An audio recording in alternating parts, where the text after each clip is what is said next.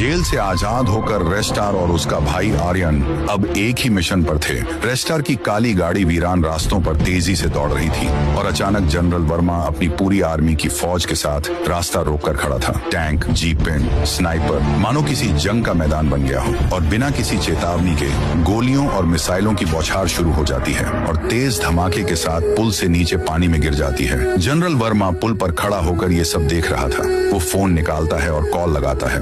Mission complete. रेस्टार और आर्यन दोनों मारे जा चुके हैं। एक अंधेरे कमरे में वहाँ खड़ा है एक शख्स, शैडो किंग, जो आर्यन का कभी साथी हुआ करता था। वो फोन पर जनरल की बातें सुनते ही उल्टा खड़ा होकर अपनी टीम से कहता है, अब मेरा राज होगा, कोई रेस्टार नहीं, कोई आर्यन नहीं, अब ये सिटी सिर्फ मेरी होगी। कुछ देर बाद एक समृद्ध तट के किनारे लहरों में बहता हुआ रेस्टार बेहोशी की हालत में पड़ा था। धीरे धीरे उसकी आंखें खुलती हैं। वह चारों तरफ देखता है। भाई, भाई कहाँ है तू?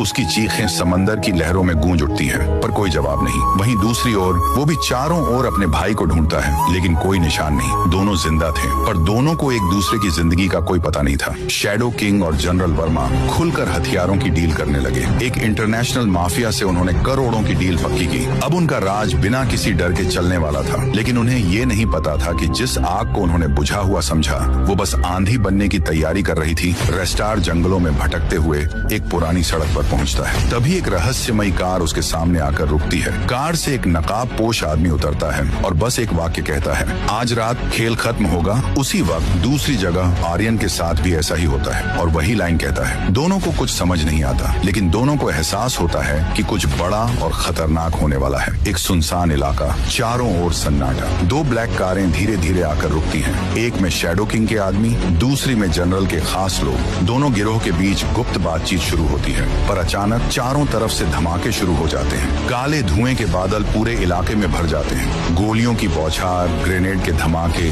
सब कुछ एक ही पल में अराजकता में बदल जाता है। दूर एक पहाड़ी पर खड़ा रेस्टार ये सब देखता है। उसकी आंखें गुस्से से लाल। तुम सोचते हो ये खेल तुम्हारा है, अब खेल मेरे नियमों पर होगा। दोनों भाइयों के दिल में अब सिर्फ एक बात थी, अब कोई दया नहीं।